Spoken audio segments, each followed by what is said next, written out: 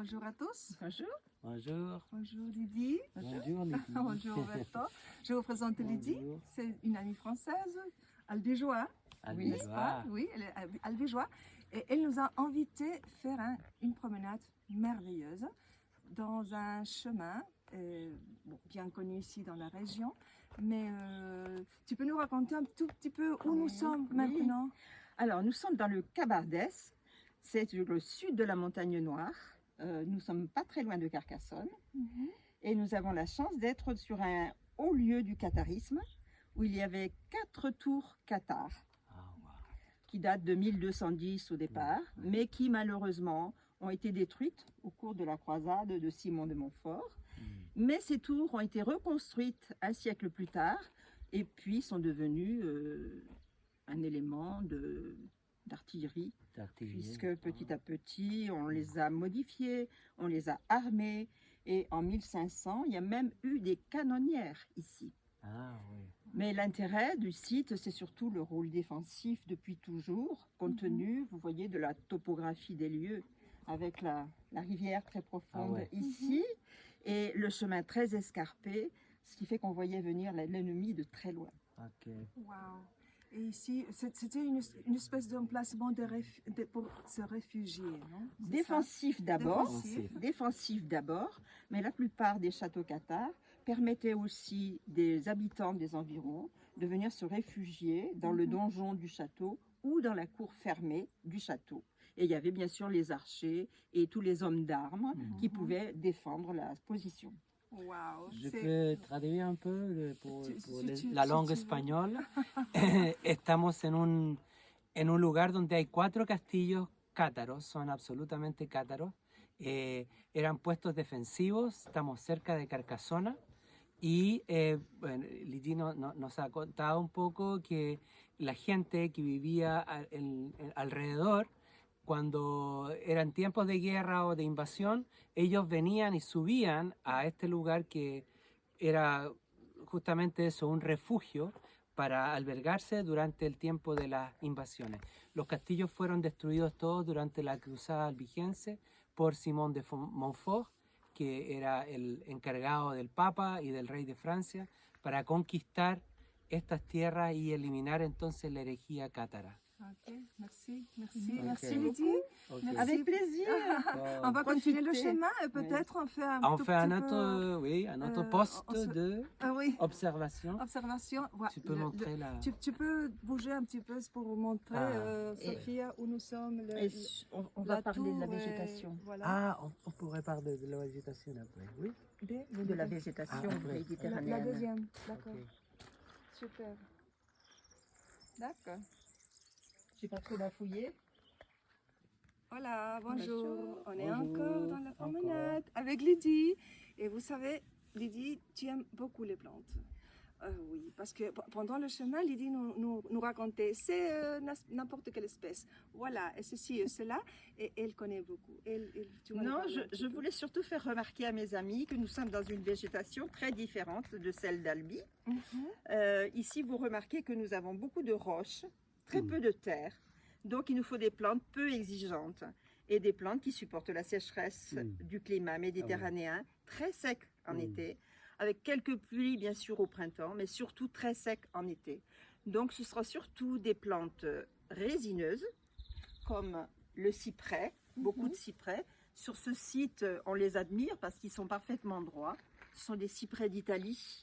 C'est merveilleux, les cyprès qui sont très beaux. Ils n'ont pas besoin d'être taillés et ils ont cette forme parfaite de pinceau.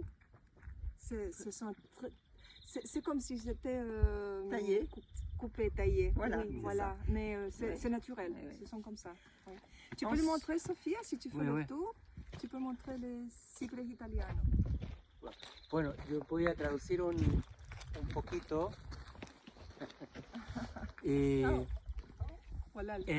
Esta vegetación que Lydie nos habla es una vegetación mediterránea, una vegetación que da hacia la costa del Mediterráneo, un poco más seca y también con muchas rocas y piedras. Entonces las especies que hay aquí son adaptadas a este tipo de suelo y a este tipo de lluvia que es menor que al otro lado de la Montaña Negra, donde llueve mucho, que es hacia el lado de Albi, de Castro, Masamé. El costado mucho más lluvioso que acá. Eso es súper. Y tu connais un petit peu tu nous as montré les fleurs. Oui. Il y a une fleur spéciale qui s'appelle Alors, il y a des fleurs spéciales. Alors, celle que nous voyons ici, elle est rose. Rose. Oui. Alors, ça s'appelle le ciste, C-I-S-T-E. C'est une plante typique des garrigues, donc des paysages méditerranéens, qui sont, vous le voyez, qui peut être rose, blanche ou jaune, et qui est une fleur très fugace, c'est-à-dire qu'elle va s'ouvrir le matin et se fermer le soir. Elle ressemble à du papier froissé. C'est une plante qui m'enchante par ses couleurs, sa luminosité, et c'est aussi une plante qui vit très bien dans la sécheresse. On a aussi beaucoup de plantes odorantes, donc du thym, du romarin, de l'origan, des plantes qui vont agrémenter nos cuisines, bien entendu. Oui, j'en ai un petit peu d'origan ici dans ma poche. Claro, hay Por la plantas, justamente estas plantas más adaptadas a estos lugares tienden a ser más vistosas y más también con mayor esencia, mayor olor. Y hay muchas plantas aromáticas como el orégano, el thyme y otros más. Ese orégano, ¿cierto? Y yo puedo decir también de que es bastante parecida a la vegetación a nuestra zona central y norte de Chile. O sea, hablemos desde la cuenca de Santiago, del Mapocho, hasta, por ejemplo, bueno, La Serena. Las especies son bastante parecidas. Ok, on est presque dans la montagne noire, Ouais. non? On s'est introduit un petit peu dans la montagne noire. C'est fantastique. Au début, je pensais que c'était une montagne comme ça, mais c'est une chaîne de chaînes. Une chaîne, C'est une chaîne. cadena. Alors, il y a beaucoup de choses à découvrir ici. Et Et merci. surtout, Oui. deux côtés. Du côté. Le côté continental, Mhm. avec une végétation continentale, des chênes et toutes sortes de pins qui ont été plantés. C'est pour ça d'ailleurs qu'on l'appelle noir, parce que les pins sont souvent verts très foncés, les pins et les sapins, qui sont des plantations à exploiter.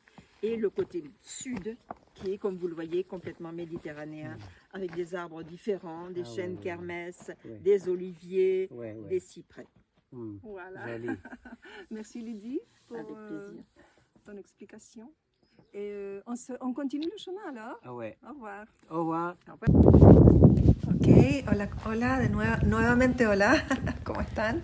Ya estamos de vuelta. Estamos de vuelta de nuestro paseo increíble que tuvimos en la Montaña Negra, en la región del Lod, se llama, y muy cerca de Carcasona también, y vimos estos castillos que se ven ahí con esos cipreses maravillosos. Y también había, bueno, nos tocó un día preciosísimo. Lo pasamos muy bien. Además estábamos con nuestra amiga Lydie, que conoce mucho la historia y también nos estuvo todo el camino contando. Y de las especies también, de los árboles, de los pinos, de los tipos de plantas, la vegetación, cosas que llevan, digamos, ella tiene mucha experiencia porque ha recorrido mucho la zona desde niña. Hay unos cedros que acá no aparecen, pero hay unos cedros que son como casi comparables, no tan bellos como la araucaria, por supuesto que la araucaria es más linda, o el alerce, sí, comparables al alerce, unos cedros maravillosos, precioso, pero muy lindos. Sí. Y conversando también acerca de este tema de lo que significa, lo que significó para los albigenses el tener este lugar de escape, de refugio. Tener este lugar de refugio, un lugar donde podían llegar y en tiempos de guerra, de persecución, de muerte, torturas, en fin, estaba este lugar donde podían refugiarse y estaban estas murallas, estas puertas que se cerraban y todos estos guardias, ¿no es cierto?, que estaban vigilando día y noche. También recorrimos ahí en las torres, vigilando para que guardara a su gente y que no fueran objeto de masacre. Y haciendo una comparación también con lo que nos enseña la palabra, hay una analogía, ¿cierto?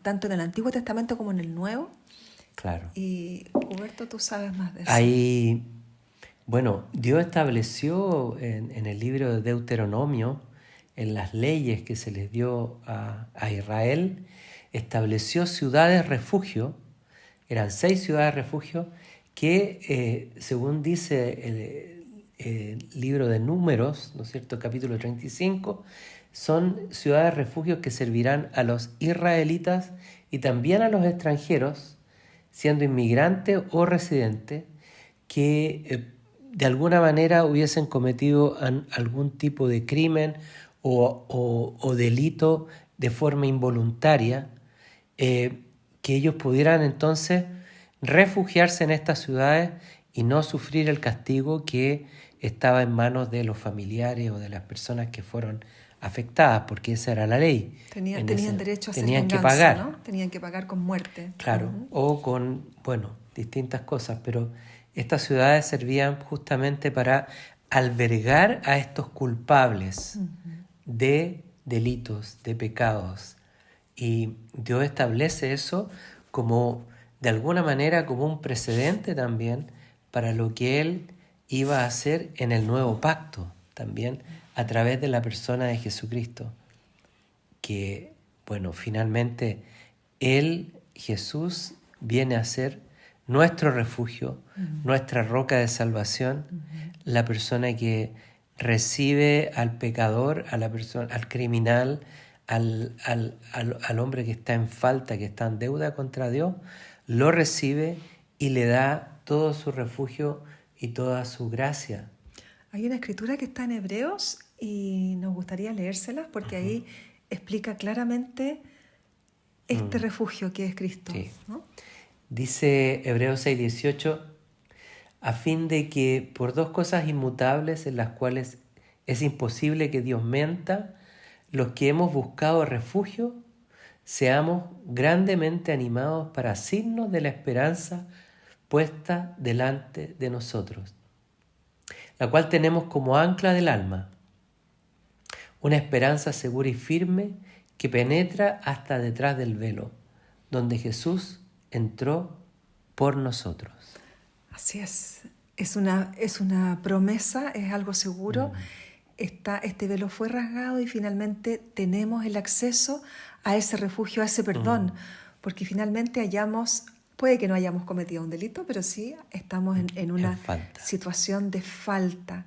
Claro. Y estamos todos en eso, ya sea voluntaria o involuntariamente, estamos en falta, Claro. pero tenemos este refugio que es Cristo y podemos acudir a Él y asirnos, dice la palabra. O sea, es como tomarnos y no soltarnos, ¿cierto? Porque yo me imagino que los albigenses cuando llegaban a estas ciudades era como, wow, aquí, y se cerraban esas puertas, ese alivio que deben haber sentido, ese sentirse protegido, ¿no? Sí. De haber sido muy, muy buenas personas que llegaban, familia, con sus niños, con sus animales, en fin, a protegerse. Sí. Bueno, la Escritura también dice que no hay ninguna morada en la tierra que sea permanente, no hay nada seguro en la tierra, todas las cosas que están acá perecen de alguna manera, pero lo que no perece es su gracia y su misericordia. Bueno, así es. No, probablemente muchos de estos albigenses tuvieron, aparte del refugio ahí, con los señores que los protegían, tuvieron muy, muy claramente, ¿no es cierto?, la esperanza esta que habla la Escritura y su refugio en Cristo. Exactamente, porque la mayor parte de ellos encontró la muerte, ¿no? Fueron masacrados, pero en Cristo tenemos la vida eterna y esa es la gran esperanza de que ya sea que muramos o que vivamos, pero para Cristo vivimos, ¿no? Y